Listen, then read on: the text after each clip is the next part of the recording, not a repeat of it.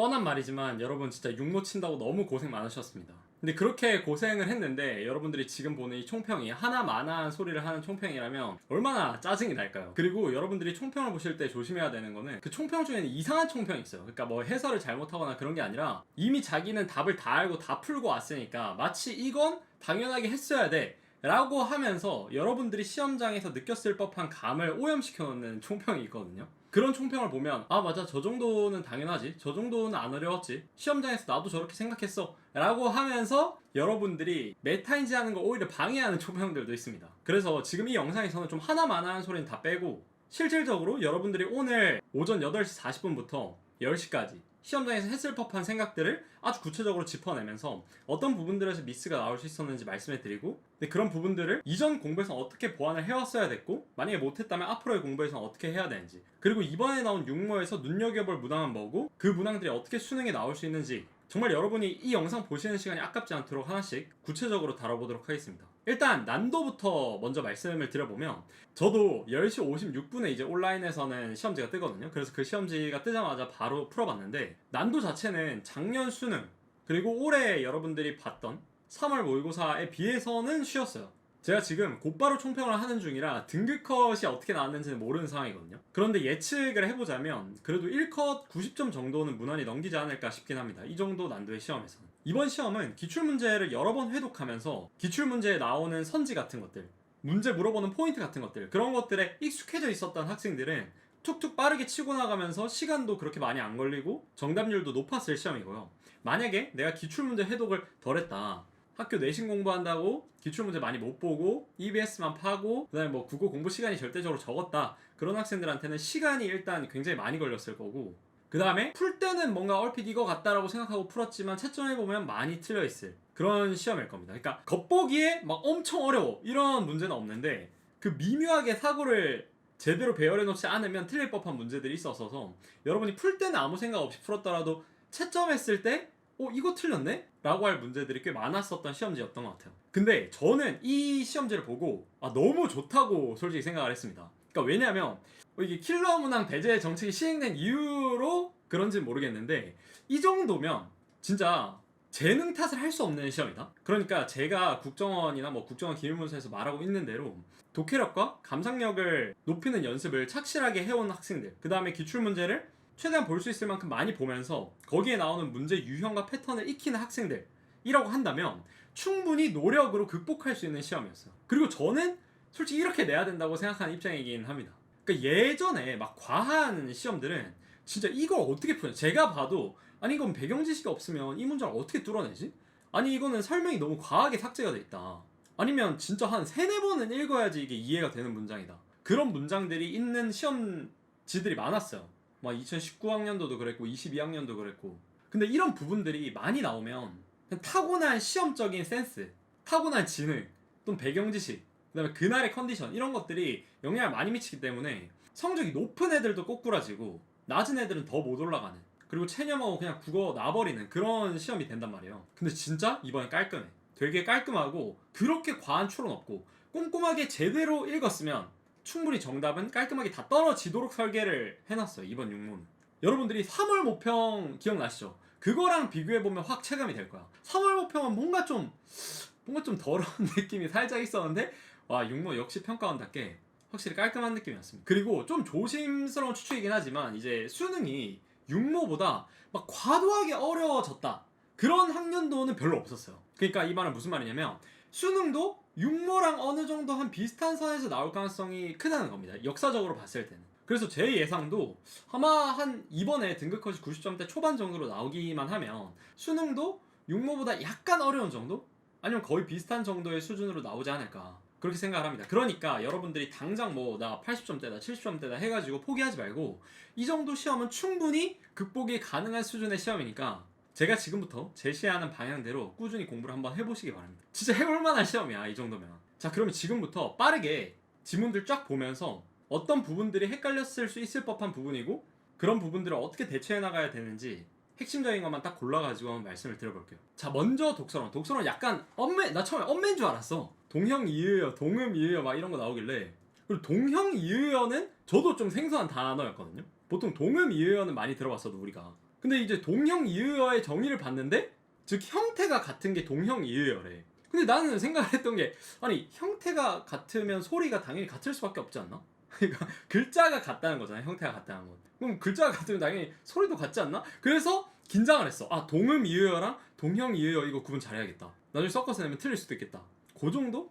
근데 그렇게 긴장하고 읽었는데 뭐 내용은 별로 크게 막 어려운 건 없었어요. 그 다음에 뭐 이런 제약성이라는 개념 같은 거 나오는데 이것도 뭐 그렇게 어렵지 않았고 뒤에 보면 아 문장의 맥락에서 그 의미가 얼마나 제약이 되느냐 함축적 의미 생각하면 너무 쉽게 받아들일 수 있는 정도의 개념이었고 그 다음에 뭐 여러분들이 처음 들어봤을 법한 거는 뭐 고빈도 단어 이런 거 근데 이런 건 그냥 함축적 의미 그대로 고빈도 많이 빈도가 많이 나오는 단어라는 거고 당연히 단어 중에서는 특정 뜻으로 많이 쓰이는 그런 뜻이 있을 거 아니에요.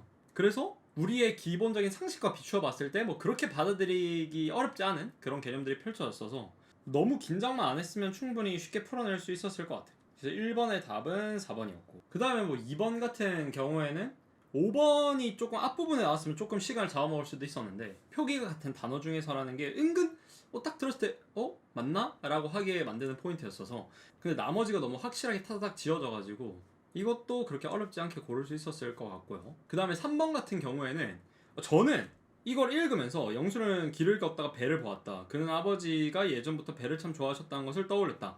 라고 할 때 나는 이걸 읽으면서 직접 내가 헷갈렸어 그냥.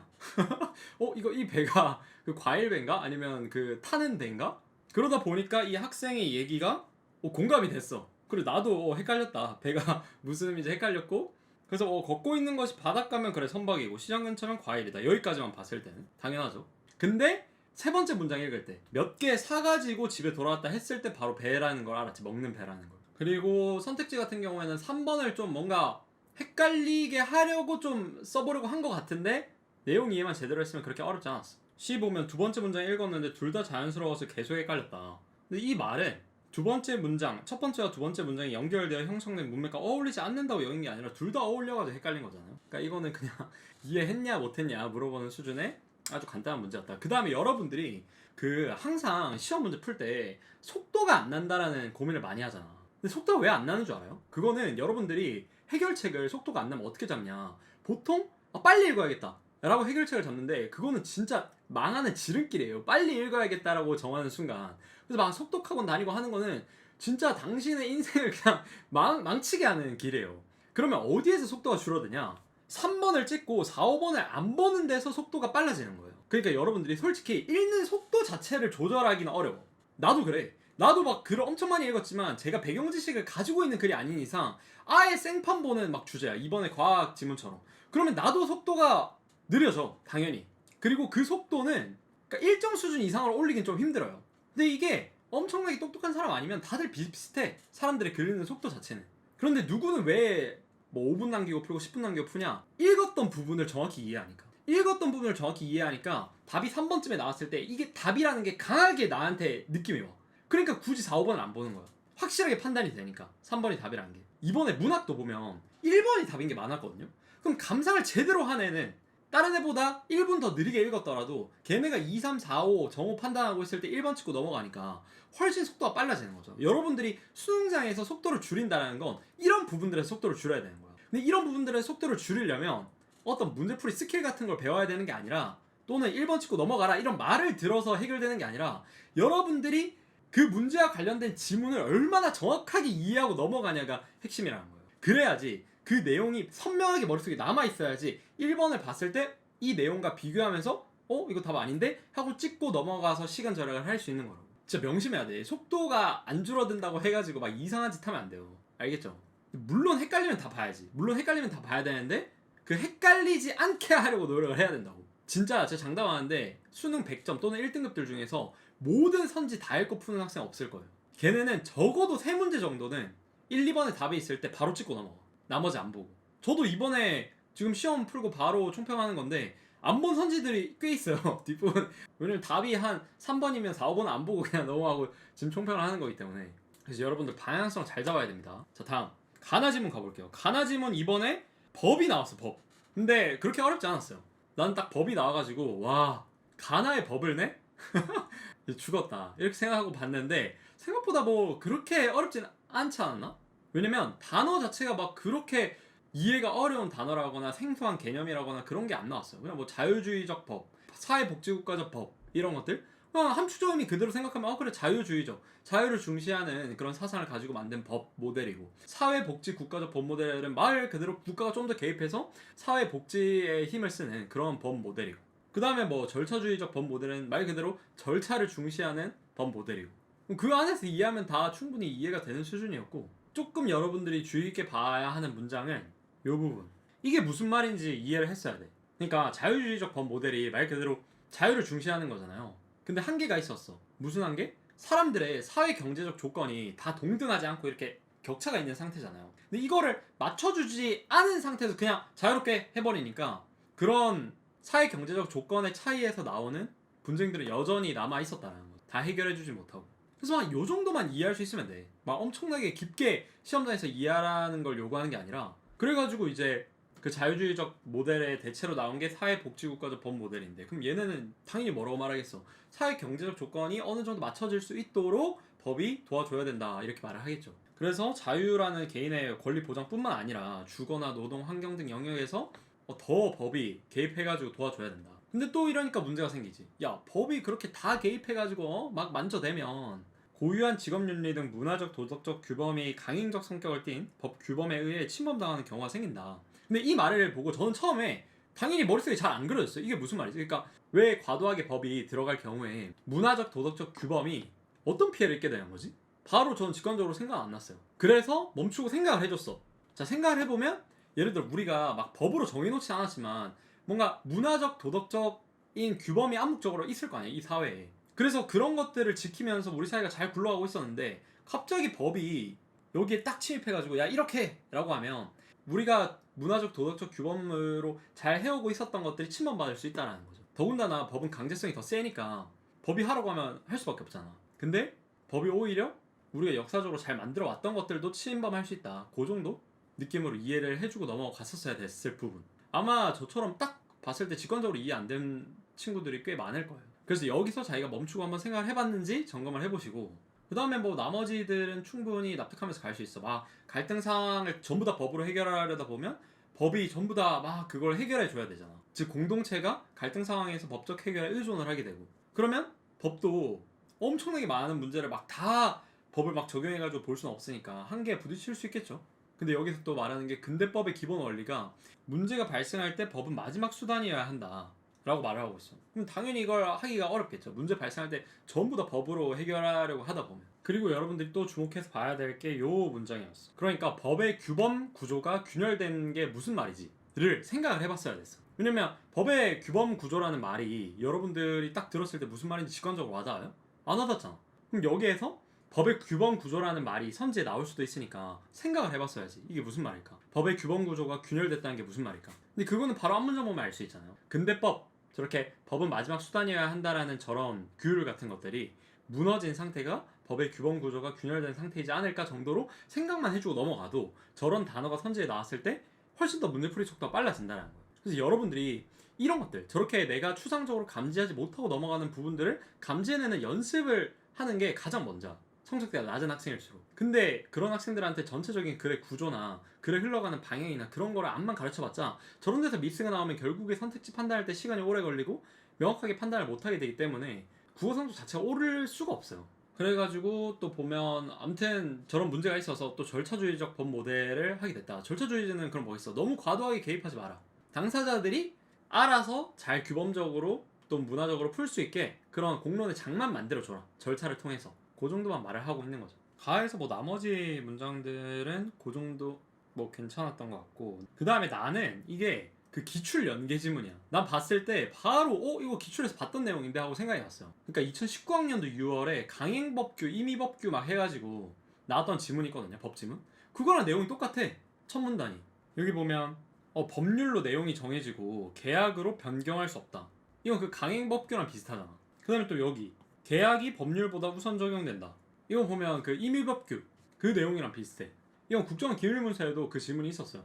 그래서 오히려 EBS 연계보다 기출 연계다. 그리고 지문 난도 자체는 나가 더 어려웠던 것 같고, 나의 첫 번째 문단은 그렇게 어렵지 않았던 것 같고 두 번째 문단도 근데 이거는 집계약을 한 번이라도 해봤으면 진짜 쉬울 만한 내용인데 아마 대부분의 고3이나 재수생들 안 해봤을 거니까 조금 뭔가 다 정보처럼 느껴졌을 수도 있을 것 같고 그러니까 여기서 보면 임대차 기간 그러니까 집을 빌리는 기간을 법들에 막 규정된 최단 존속 기간보다 짧게 정했어. 근데 법에서는 2년을 보장하는데 내 1년으로 계약했어. 그러면 법에 정해진 대로 2년으로 보장을 해준다. 그 다음에 뭐 말일 되면 이제 더 계약 연장할 건지 안 할 건지 의사표시하고 임차인이 갱신 요구권이라는 걸 행사를 하면 또 더 연장이 되고 근데 이런 거 잘 봐야지. 최단 존속 기간만큼 연장된다. 그러니까 2년을 내가 살았어. 근데 종료 예정일부터 또 최단 존속 기간 2년만큼 또 연장이 되는 거죠. 총 4년 이렇게. 그 다음에 이러한 갱신 요구권은 임대차 기간이 정해져 있어야 인정된다라고 하는데 이런 것도 잘 봐야죠. 당연한 말같이 보이는데 체크해야 돼. 그러니까 임대차를 얼마로 할 건지 기간이 정해져 있어야 이런 갱신 요구권이 인정이 된다는 거야. 그럼 만약에 내가 임대차를 얼마나 할 건지 얘기를 안 하고 그냥 임차를 하고 있어. 그런 경우에는 갱신 요구권이 발동될 수 없다는 거죠. 법에서는 조건이 굉장히 중요하기 때문에 이럴 때 이렇게 된다. 이런 걸 되게 잘 봐야 돼. 그 다음에 또 중요한 부분은 이렇게 이런 거. 단은 제가 국정원에서도 누누이 말했지만 예외를 말하는 부분이잖아요. 이런 부분은 무조건 문제로 나와. 문제로 안 나오는 건 말이 안 돼. 근데 이것도 뭐 그렇게 어렵지 않았어. 만약에 여기에서 임대인 임차인을 헷갈렸으면 이게 좀 이해가 안 될 수 있었거든요. 여기에서 내 생각에는 조금 헷갈린 친구들도 많을 것 같아. 이 내용 자체를. 그러니까 봐요. 임대인은 이 법들에 규정된 갱신 거절 사유를 증명해서 갱신을 거절함으로써 임대차를 종료시킬 수 있다. 그러니까 집주인은 거절 사유로 뭐뭐를 들어가지고 너 갱신 안 돼. 너 이제 나가. 이렇게 할 수 있다는 거야. 근데 갱신 거절 사유의 예로 임대인이 임차물인 주택에 실거주하려는 경우를 들 수 있다고 했는데 이게 무슨 말이냐. 임대인이 누구예요? 집주인이 임차물인 주택 지금은 내가 내 집이지만 안 살고 빌려줬어. 들어와 살라고. 근데 내가 이제 나 이 집에 살 거야. 그럴 때는 나가라고 할 수 있다고. 갱신 안 시켜주고. 근데 이거는 생각해보면 너무 당연한 거 아니야? 이 내 집이라고. 내 집인데 내가 지금은 안 사니까 빌려줬던 거야. 근데 이제 내가 살 거야. 그러면 갱신 안 되고 나가야지. 내 집인데. 그렇게 이해할 수 있겠죠. 근데 만약에 여기에서 임대인을 임차인으로 이해하고 풀었으면 조금 헷갈렸을 거예요. 많이. 왜냐면 실거주? 이미 내가 실거주하고 있는 거 아닌가? 근데 실거주 할 건데 이게 무슨 말이지? 뭐 이렇게 또 헷갈릴 수 있을 법한 부분이었을 것 같아. 근데 임대 임차가 꽤나 많이 헷갈리거든요. 글을 읽다 보면. 그래서 법지문 나왔을 때 여러분들이 이런 걸 좀 주의를 하셔야 된다. 수능에도 법지문 나올 가능성이 좀 높으니까. 그 다음에 이거 아래 부분들을 보면 여기 조금 놀랐던 거는 이제 임차인의 경제력이 충분하면 보호할 필요가 없다. 그러니까 집에 들어와서 사는 사람이라고 하더라도 얘가 막 재산 100억이야. 그럼 보호할 필요 없어. 왜 다른 애들부터 보호해줘야 될 거 아니야. 약한 사람들부터. 그래서 여기랑 연결되는 게 보증금이 상가 건물 임대차 보호법에 정해진 상한액을 초과하면 이 말은 무슨 말이야? 그러니까 보증금이 높은 집을 임차해. 그럼 이 임차인이 어떤 사람이야? 돈이 많은 사람이라는 거잖아. 그러니까 최단 존속기간 같은 거를 보장을 안 해주는 거지. 예를 들어 보증금 막 10억짜리 집 그런 데는 서민들이 들어가 살 수가 없잖아. 그러니까 그 정도 돈이 있는 사람이면 네가 알아서 하라고 하는 거죠. 그 다음에 마지막 문단에서 조금 무너진 애들이 많았을 것 같아. 여기를 제대로 읽었어야 8번을 어렵지 않게 풀 수 있거든요. 잠깐 보면 임대차 분쟁이 발생했어. 막 너 나가라, 나 더 살래, 막 이렇게 막 분쟁이 발생했어. 근데 이거를 해결하기 위한 원칙적 절차는 재판 절차. 이런 거 잘 봐야 돼. 원칙적으로는 재판 절차다. 그럼 뭐 말하겠어? 원칙적이지 않은 경우를 말하겠죠. 그러니까 대비가 되는 포인트니까 문제로 낼 부분이 너무나도 많고 이런 부분에서는 습관적으로 집중을 해줘야 돼. 그러니까 이거랑 비슷한 부분이 뭐 전통적으로는 이렇다. 이런 것들. 당연히 전통적이지 않은 부분 얘기하면서 비교대조 시키려고 하겠죠. 근데 이거는 글을 이해하면서 많이 읽다 보면 몸에 자연스럽게 습득되는 감이야. 느낌. 근데 이런 것들이 성립되기 전에는 제가 이렇게 말해주는 것들을 듣고 의식적으로 인지하려는 노력이 필요하죠. 그래서 원칙적으로는 이제 법관이 주도하는 재판 절차, 재판으로서 분쟁을 해결을 해야 돼. 이때 재판을 할 때는 당사자들이 각자 자신의 주장을 뒷받침할 자료를 제출해야 돼. 보통 우리가 재판을 할 때도 각자 자료를 들고 와가지고 나는 이렇다, 근거는 이거다, 난 이렇다, 근거는 이거다 하면서 막 싸우잖아요. 그러니까 여기까지는 뭐 그렇게 어려운 게 없어. 한편 분쟁 해결 절차에서 당사자들의 자유로운 의견 개진을 보장하기 위해 주택임대차 보호법이랑 상가건물 임대차 보호법에는 임대차 분쟁 조정 절차도 마련되어 있다. 이 문장을 어떻게 이해하고 넘어가느냐에 따라서 8번을 맞히고 틀리고가 결정이 돼요. 봐요. 일단 나는 여기를 읽으면서 분쟁 해결 절차가 뭐지라는 생각을 했어. 두 번째, 분쟁 조정 절차는 뭔지 또 생각을 했어야 돼. 지금 개념어가 갑자기 두 개가 확 등장했잖아요. 그러면 이 개념들의 정의가 뭔지 반드시 파악하고 넘어가야 된단 말이야. 자, 분쟁 해결 절차가 뭘까? 말을 안 해줘. 함축적 의미로 뚫어냈어야 돼. 여기서는 말 그대로 분쟁을 해결하는 절차겠죠. 근데 이 분쟁 해결 절차에는 분쟁 조정 절차도 마련이 돼 있대. 이걸 진짜 잘 봤어야 돼. 분쟁 해결 절차도 마련돼 있다고. 그러면 분쟁 해결 절차라는 것 안에 어떤 절차가 있는데 그 중에 분쟁 조정 절차도 있다고. 그러면 위에 나왔던 재판 절차는 얘네랑 무슨 관계인데? 재판 절차가 뭐였어? 임대차 분쟁을 해결하기 위한 절차였잖아요. 그러니까 재판 절차도 분쟁 해결 절차 안에 들어가는 거야. 분쟁 해결 절차에서 재판 절차가 있고 그걸 알려주기 위해서 분쟁 조정 절차도 마련되어 있다라고 말하면서 소개를 한 거예요. 그래서 재판 절차와 분쟁 조정 절차는 분쟁 해결 절차 하위에 있는 두 가지 항목인 거죠. 그리고 이 분쟁 조정 절차에서는 이 조정위원회라는 애들이 당사자를 위해서 자료를 수집해 줄 수 있대. 그래서 저는 여기를 보자마자 방금 이 생각이 났어요. 여기에서 당사자들은 각자 자신의 주장을 뒷받침할 자료를 제출해야 한다. 그러니까 재판 절차에서는 당사자들이 각자 자료 제출해야 돼. 분쟁 조정 절차에서는 조정위원회라는 곳이 당사자를 위해서 대신 자료를 갖다 줘. 단 분쟁 조정 절차는 얘네가 분쟁 조정 절차로 하자라고 합의해야 돼. 만약에 분쟁 조정 절차로 하자고 말을 안 해? 그러면 재판 절차로 가야 돼. 그래서 여러분들이 이걸 진짜 제대로 판단 안 했으면 8번 무조건 틀렸고 맞췄다라도 제대로 맞힌 게 아니에요. 그러면 여기에서 이걸 제대로 이해하려면 어떻게 써야 되냐? 재판 절차 다음에 분쟁 해결 절차, 분쟁 조정 절차 나오지. 그때 이해가 붕 떴어. 순간적으로 붕 떴을 거야.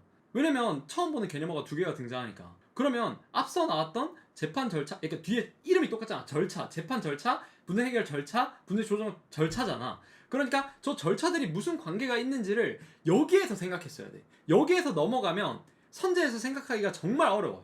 왜냐면 선지로 갔다가 다시 지문으로 오면 마음이 어때? 처음부터 끝까지 다 읽을 수 있어? 다 읽을 수 없지. 선지에 해당하는 부분만 효과적으로 발췌하려는 심리가 발동한단 말이야. 그래서 더욱더 정확도가 떨어지고 그 다음에 선지에서 읽었던 내용들이 머리에 안 남아있기 때문에 더 헷갈리고. 그래서 여러분들이 제가 누누이 말하지만 결국에 핵심적인 포인트는 이런 미시적인 이해에서 미스가 나요. 여러분들이 글의 흐름이나 글의 구조를 완벽하게 알고 있다고 해가지고 맞힐 수 있는 게 아니란 말이야. 한 문장 읽을 때마다 이 문장이 앞 문장이랑 어떤 관계를 맺고 있는지, 어떤 의미인지, 여기에 나오는 개념어들이 앞에 나왔던 개념어랑 무슨 의미인지를 그때 생각해주고 넘어가야 돼. 그리고 그때 생각하는 능력을 많이 기르려면 이런 것들을 생각해야 한다라고 짚어주는 강의를 봐야 되는 거고. 알겠죠? 그래야지 여러분들이 그런 미묘한 의미 파악을 해내는 감이 점점 길러지기 시작하면서 이런 거에도 페이크를 안 당하게 되는 거예요. 그래서 저도 물론 저걸 딱 처음 봤을 때 이게 무슨 관계지? 뭐지? 했지만 제가 여러분들이랑 다른 건 전 멈추고 정리하고 넘어간다는 거예요. 대신 여러분들은 하면서 그냥 넘어가는 거고. 그래서 제가 봤을 때는 이 전체적인 문제 중에 5, 6, 7까지는 쉬웠고 단어도 쉬웠고 근데 8번이 조금 어렵다. 근데 8번이 어려웠던 건 마지막 문단에 대한 이해가 학생들이 많이 무너졌을 확률이 높다. 그리고 마지막 문단이다 보니까 또 날려 읽었겠지. 그래서 그런 것들을 좀 봤으면 좋겠고 그 다음에 이제 과학지문인데 이 과학지문은 굉장히 구조가 간단해요. 글의 구조가. 그래서 글의 구조를 파악해가지고 뭔가 얻는 이점이 있었다기보다는 결국에는 내용 이해였어. 이것도 액상유기 화합물, 그 다음에 액화암모니아와 관련된 문단들에서 나와 있는 설명을 얼마나 구체적으로 이해하느냐가 결국에 정답을 맞히냐 못 맞히냐를 결정을 지어섰을 겁니다. 첫 번째 문단은 그렇게 우리가 가지고 있는 상식이랑 배치되는 내용은 아니었어. 막 너무 이질적이라거나. 왜냐면 뭐 수소 폭발 위험 높다는 거, 뭐 수소 자동차 안 만드는 이유도 폭발 위험이 높아서 뭐 이런 거 한 번쯤은 들어봤을 거 아니야. 그래서 저는 그런 거 생각하면서 그래 그럴 수 있지 하고 넘어갔어. 그리고 지금 말하는 문제가 수소를 운반하려면 극저온의 조건이 필요해. 근데 우리 보통 밖에는 한 26도 뭐 한 30도 이렇게 되는데 거기서 극저온을 유지하기가 굉장히 어렵잖아요. 막 영하 몇십 도로 유지하기 힘들잖아. 그러니까 액상유기 화합물 또는 액화암모니아 같은 운반체를 활용해가지고 수소를 운반해 나간다는 거지. 그럼 얘네는 어떻게 운반을 할까 생각하면서 읽어내려 갔어야겠죠. 그 다음에 밑에 보면 액상유기 화합물로 운반하는 방법 말하고 그 다음에 암모니아로 운반하는 방법 말하고 이렇게 두 가지를 말하고 있어요. 구조 자체는. 그래서 구조 자체는 굉장히 많이 봤던 지문의 구조다. 그다음에 뭐 MCH 막 이런 단어 나와가지고 저는 PCR 막 트라우마 생기면서 PCR 정도로 되게 어려운 지문이려나 했는데 그렇게 어렵지 않았어요. 그러니까 화학을 했던 친구였다면 좀 더 이해가 쉬웠을 것 같긴 해. 왜냐면 분자, 원자 이런 게 막 얘기가 나오다 보니까. 근데 여기에서 여러분들이 하나 알고 있어야 되는 건 분자랑 원자의 차이를 알고 있어야 돼. 근데 기출문제를 풀었다면 당연히 분자 원자가 뭔지는 검색해서 알아봤어야 됐거든요. 그 다음에 기밀문서에서도 내가 여러 번 설명해놨어. 분자는 정말 간단히 말해서 분자는 물 분자 같은 거, 여러 개의 원자들이 이렇게 합쳐져 있는 거, 원자는 이거 하나, 그 정도로는 알고 있었어야 돼. 그게 아니었다면 조금 헷갈렸을 수 있어요. 이런 거 있잖아. 톨루엔 분자 하나에 3개의 수소 분자가 결합할 때 수소 분자가 탄소와 수소 원자 간의 결합을 2개씩 만든다, 이런 것들. 그래서 저는 머릿속에 어떻게 떠올렸었냐면 수소 분자가 H2잖아요. 근데 사실 이것도 몰랐으면 굉장히 어려웠을 수 있어. 근데 맥락상 유추가 불가능한 거 아니에요. 예를 들어 수소 분자가 있어. 근데 얘가 탄소와 수소 원자 간의 결합을 2개씩 만든대. 근데 왜 2개씩 만드냐? 이걸 이해하려면 H2라는 걸 알고 있었으면 좋았는데 수소 분자가 수소 2개가 이렇게 붙어 있는 거거든. 그러니까 탄소랑 수소 원자 이렇게 하나 만들고 그 다음에 나머지 수소 하나랑 탄소랑 이렇게 만들어서 결합을 2개씩 만든다는 거죠. 그래서 여기 톨루엔 분자 하나에 3개의 수소 분자가 결합한다라고 하면 총 6개의 결합이 만들어지는 거예요. 근데 뭐 이런 걸 몰랐어도 푸는데 지장은 없었겠다만 이제 11번 문제를 풀 때 조금 더 빠르게 이해하고 정확히 이해하고 풀 수 있었을 것이다. 그러니까 기억 같은 경우에는 요 MCH라는 애인데 얘는 분자당 저장되어 있는 수소 원자가 6개잖아요. 근데 여기 암모니아 보면 분자당 3개의 수소 원자라고 말했단 말이야. 그러니까 기억이 니은보다 많은 거지, 저장된 수소 원자가. 근데 만약에 원자랑 분자 구별 못했어? 그래가지고 톨루엔 분자 하나에 수소 분자 3개가 붙는 걸 수소 원자 3개가 붙는다라고 이해를 했다? 그러면 틀릴 가능성이 있었다. 그 다음에 여러분들이 조금 힘들었을 만한 부분은 이 부분, 이 열분해 설명하는 부분. 열분해 때 이제 반응이 일어나는데 반응한 암모니아 질소기체 수소기체의 몰수비는 2대 1대 3이다. 근데 몰이라는 개념을 모르고 있었던 애들이 더 많았을 거니까.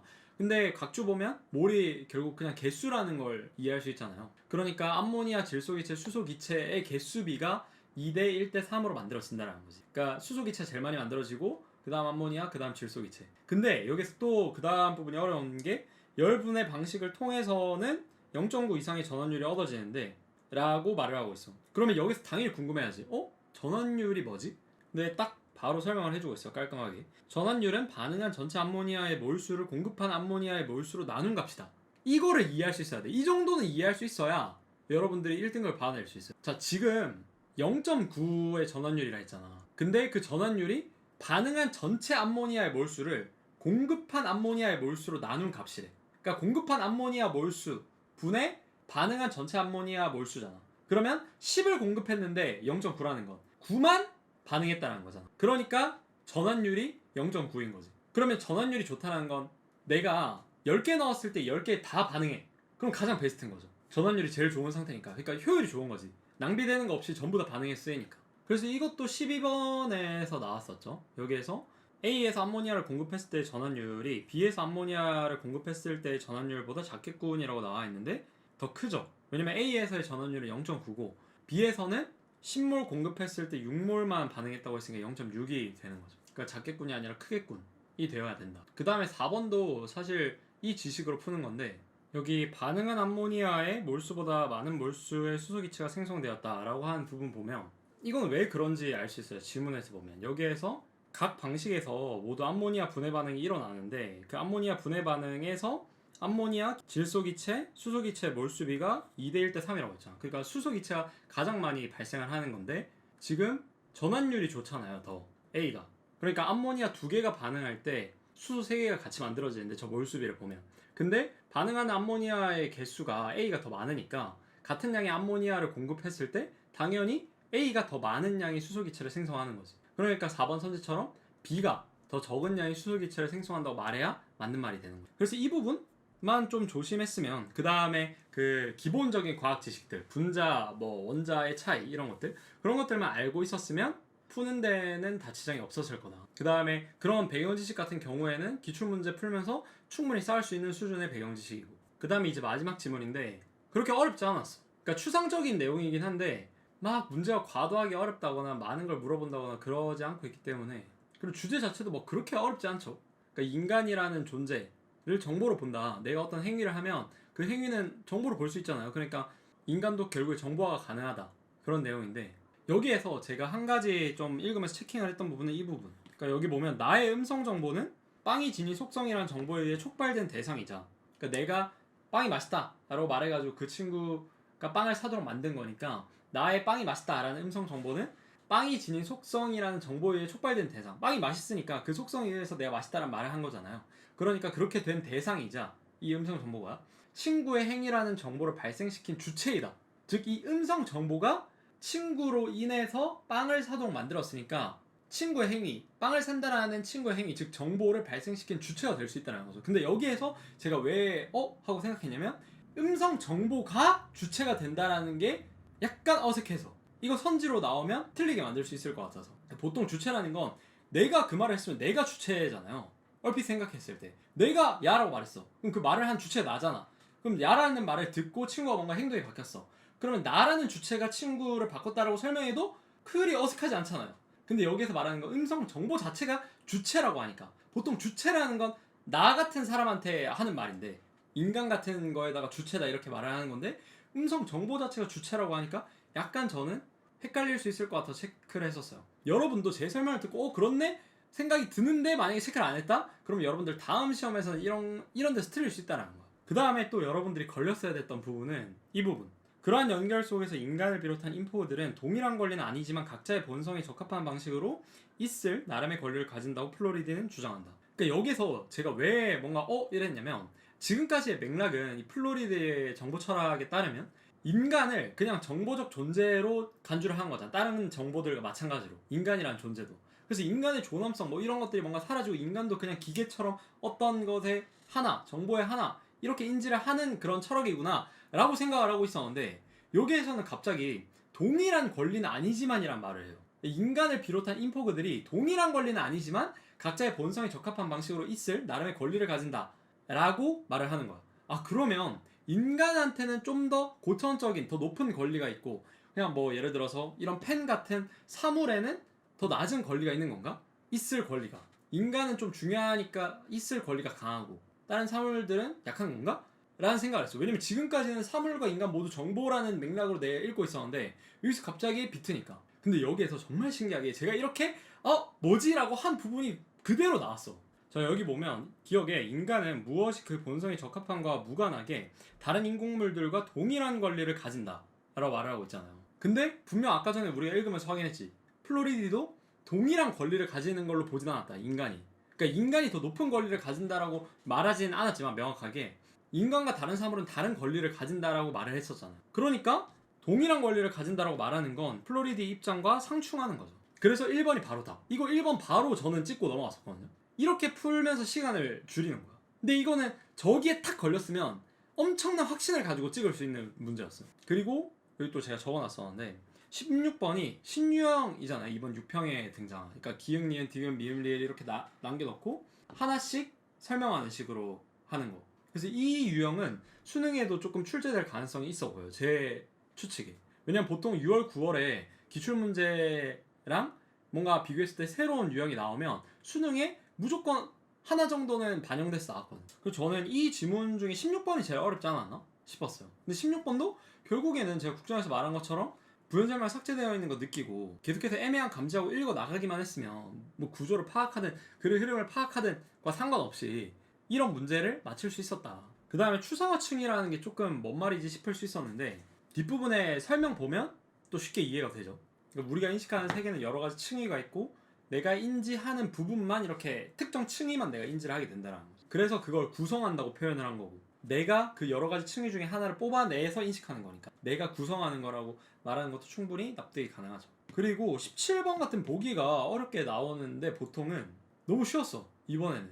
왜냐면 여기 보면 칸트는 자유의지가 있는 애들만 책임을 질 수 있다라고 했잖아요. 근데 이 AITCS 얘는 책임을 못 지지. 자유의지가 없으니까. 근데 플로리디도 책임 못 진다고 했잖아. 여기서 보면 책임 못 진다고 했잖아요. 그러니까 칸트와는 대조적이라고 말할 수가 없고 그래서 생각보다 너무 그냥 보기와 비교대조만 하면 풀리는 거라 되게 싱겁게 끝났고 그래서 독서에서는 딱히 막 엄청나게 어렵다 라고 할 만한 문제가 없었던 것 같아요 이번에. 그래서 제가 말한 대로 꼼꼼히 읽고 문장마다 이해하는 그런 이해력만 조금 있었으면 충분히 1등급까지 도전이 가능한 시험이다 라고 보입니다. 그 다음에 문학에서는 그 현대소설이 제일 어려웠던 것 같아요 제가 느끼기에는. 일단 첫 번째로 표구라는 되게 처음 들어본 그런 단어가 메인 주제가 돼가지고 막 전해져 내려왔고 물론 맥락상 유추는 가능해. 뭔가 맨 마지막 부분 보면 뭔가 종이를 좀 빳빳하게 액자 같은 데 넣어가지고 전시해 놓는 그런 거를 이제 표구라고 하는구나 라는 거를 맥락상 이해는 가능한데, 초반부에는 감이 아예 안 잡히게 계속 이어져가지고 그게 좀 어려웠을 수 있을 것 같고, 그 다음에 화가가 나라는 거, 이거를 캐치 못한 학생들도 꽤나 많을 거예요. 그리고 문제에서도 그냥 나라고 주면 되는데 그걸 화가라고 줘가지고 조금 화가하고 나가 다른 사람인가? 라고 생각하게 만든 점. 그래서 그것도 조금 어려운 포인트. 그리고 보기에도 나왔지만 이야기가 여러 층위로 돼 있어. 외부 이야기, 내부 이야기, 그 또 내부 이야기. 이런 것도 하나의 어려운 포인트가 될 수 있었을 것 같고, 그 다음에 가장 어렵다라고 볼 만한 부분은 결국에 내면 세계인데, 근데 이걸 안 물어봤어 이번에.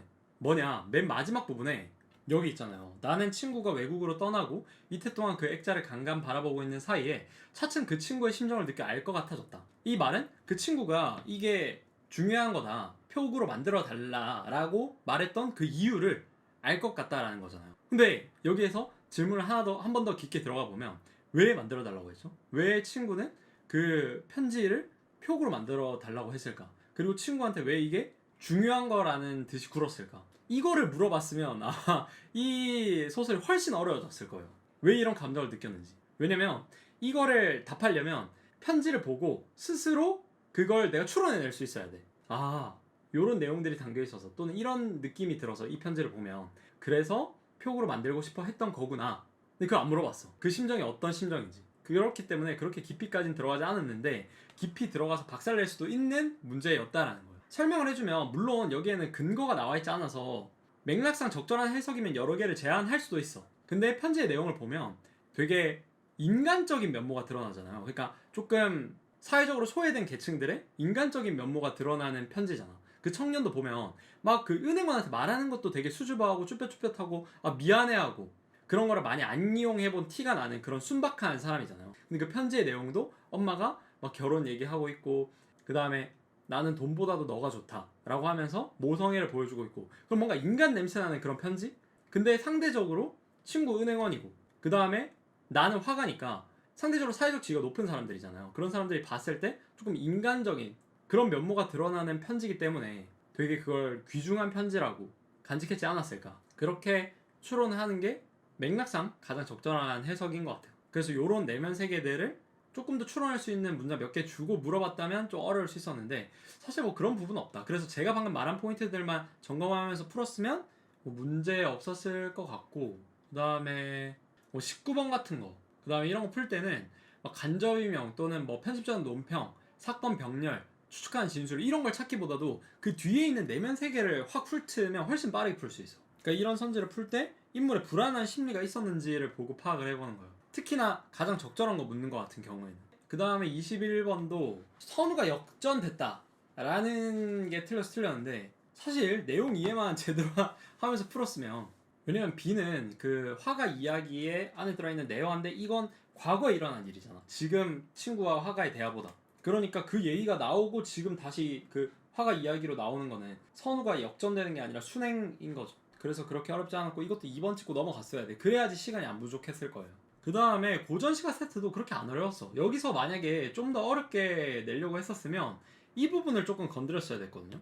금강 내외산을 이곳에 작별하니 12,000봉 빛이 눈앞에 역력하다. 이게 무슨 의미냐? 이거 보면 빛이 역력하다? 뭔가 밝은 느낌이고 지금 계속 뭔가 자연조화 얘기하고 있었으니까 금강산 좋아, 그런 내용인가? 하고 해석하고 넘어가는 애들 딱 노렸으면 틀리게 했을 수 있을 법한 부분인데, 여기가 사실은 금강산 못 가니까 총석으로 돌아가는 상황이잖아. 그러니까 금강산을 못 가봐서 아쉬운 마음에 그 금강산의 봉우리들이 눈앞에 아른거린다, 그런 맥락이란 말이에요. 그래서 그거 파악했냐 못했냐로 찔렀으면 많이 틀렸을 건데 그러진 않았고, 그 다음에 나도 뭐 그냥 쭉 가면서 경치 묘사하고 좋다 좋다 좋다 하고 끝나는 거잖아. 그래서 어려운 게 없었어 이 세트는. 진짜 문제가 그냥 단순 사실관계야. 24번도 그렇고 23번 뭐. 근데 제가 딱 중요하게 본 문제가 바로 이 25번이에요 25번은 높은 확률로 수능에도 출제될 가능성이 있어요. 이런 식으로 틀리게 만드는 거. 왜냐면 이거는 기출문제에도 정말 많이 나왔던 패턴이야. 25번에 2번이 왜 틀렸냐, 초현실파의 그림 같은 공간에서 뛰어가 매달려 철봉하잖아. 갑자기 가쁜 철봉하잖아요. 근데 그걸 하면서 혼례식장을 걷는 신랑 신부의 모습을 상상하고 있다고 했잖아. 이 말은 해당 장면에서 이런 내면색이 맞아? 라고 물어본 거거든요. 근데 확인해보면 아니죠. 혼례 식장을 걷는 신랑 신부의 모습을 먼저 상상하고 그 이후에 뛰어가 매달리는 행동을 하고 있는 거죠. 근데 이거는 얼핏 보기에 쉬운데? 라고 생각할 수 있겠지만 이게 내면세계를 제대로 공감을 못하다 보면 여기 내면색이 이어지는 거 아닌가? 여기에서도 그런 생각했다고 볼 수 있지 않나? 라고 하면서 계속 사고가 꼬이기 시작해. 시험장에서는 은근 그런 사람들 많을 거예요, 이 문제 풀 때. 그래서 이렇게 나올 수 있다는 걸 인지를 하고 있어야 돼. 매우 가까운 두 장면을 주고 여기에 내면 세계가 A고 여기에 내면 세계가 B라면 A에서 B 맞아? 이렇게 엇갈리게, 장면과 내면 세계를 엇갈리게 해가지고 틀리게 하는 거는 이번 수능에 출제될 확률도 굉장히 높고, 이 문제도 저는 굉장히 잘 냈다고 생각을 하고 있어요. 근데 조금 쉽게 냈어. 쉽게 냈는데 이걸 좀 어렵게 내면 많이 박살낼 수 있는 오답의 패턴이에요. 나머지는 그냥 지문 보고 그냥 단순 사실일치로 틀렸다 맞았다를 판단할 수 있는데 25번 같은 경우에는 조금 더 내면 세계와 장면의 일치를 물어본다는 점에서 어렵게 나올 수 있다. 특정 내면 세계가 어렵거나 아니면 그 장면에 대한 내면 세계를 추론해내기 어렵거나 아니면 내면 세계가 명확히 구분되지 않거나 그런 경우에는 난도가 확 뛸 수 있다는 거 여러분이 체크해 주시고요. 26번도 그냥 단순 해석이지, 그러니까 가를 해석할 수 있냐 없냐 그거 물어본 거야. 다시 찾아가는 게 맞냐. 그 다음에 고전소설도 고전소설 전 너무 재밌게 읽었어요. 왜냐면 시작하자마자 바로 클라이맥스야. 시작하자마자 바로 내 자식의 이름은 김진옥이다 하고 막 아빠 만나고 바로 울고 아주 긴박하게 잘 읽었습니다. 보통 어려운 고전소설들이 처음에 무슨 사건인지 얘기 안 하고 그냥 인물만 대따게 들이붓다가 마지막 가서 이런 상황이었구나 인데, 이거는 너무 깔끔하게 바로 클라이맥스 무슨 상황인지 딱 굵직굵직한 사건들이 탕탕탕 나와주면서 진행이 돼가지고 되게 줄거리 파악하기도 쉬웠고 인물도 뭐 그렇게 많이 나온 게 아니어서 어렵지 않게 읽었습니다. 그 다음에 약간 헷갈렸을 수 있을 법한 부분은 28번에 1번 정도. 그러니까 환상적인 분위기를 조성한 게 맞냐. 왜냐면 여러분들이 생각했을 때 동자는 그냥 현실 속의 인물 아닌가?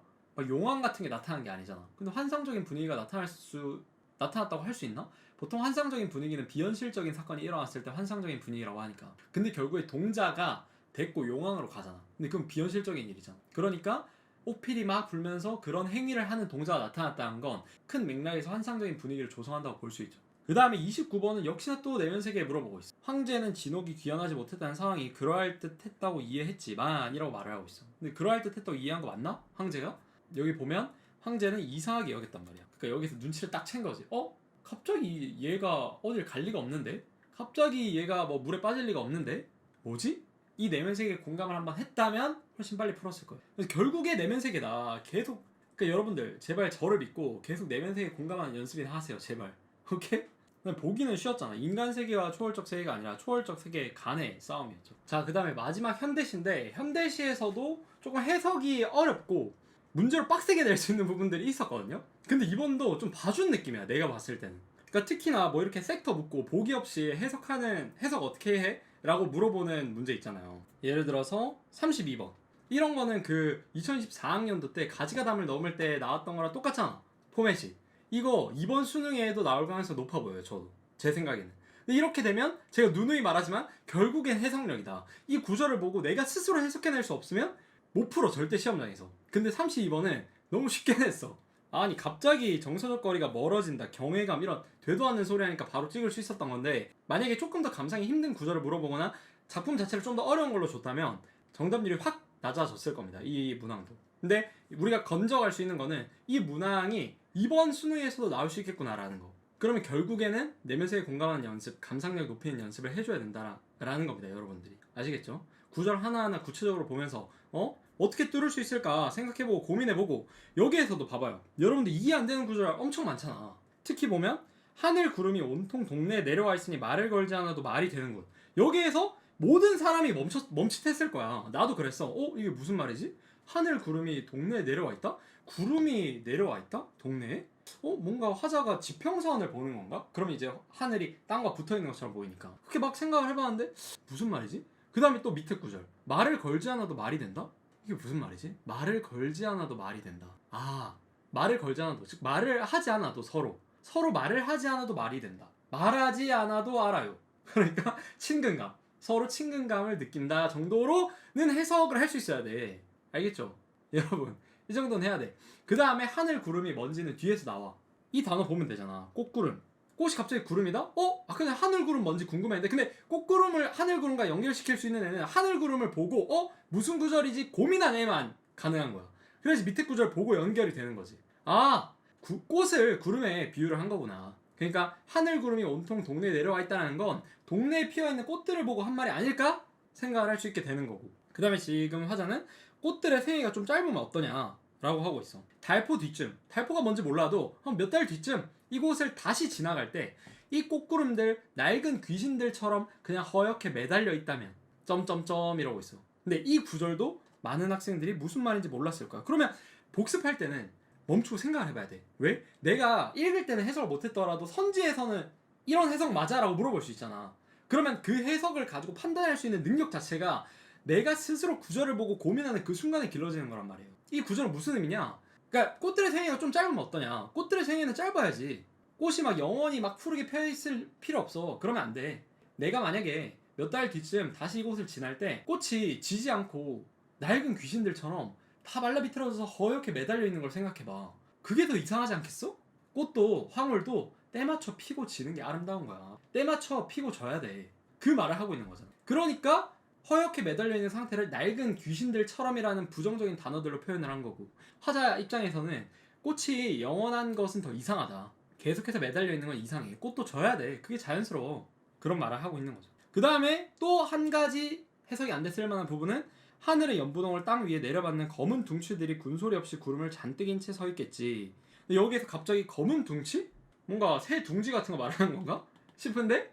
그러니까 화자가 지금 차를 타고 가고 있는데 백미러로 보고 있는 상황이잖아. 근데 하늘의 연분홍을 땅 위에 내려받은 검은 둥치래. 뭔가 일단 하늘의 연분홍은 윗구절들 고려해 봤을 때 꽃일 거 아니야. 근데 그런 꽃들을 땅 위에 내려받고 있다? 그 다음 뒤에 보면 군소리 없이 구름을 잔뜩 인 채 서 있다. 여기서 구름은 꽃이었으니까 꽃을 잔뜩 이고 있는 채 서 있다. 그럼 나무구나. 나무의 기둥이구나. 이렇게 추측을 해볼 수 있는 거죠. 그래서 구름들을 받치고 있는 기둥이니까 하늘의 기둥이라고 비유적으로 표현을 한 거고. 그 다음에 나 부분도 달래꽃 얘기하고 있죠. 달래꽃 뭐 좋다 예쁘다.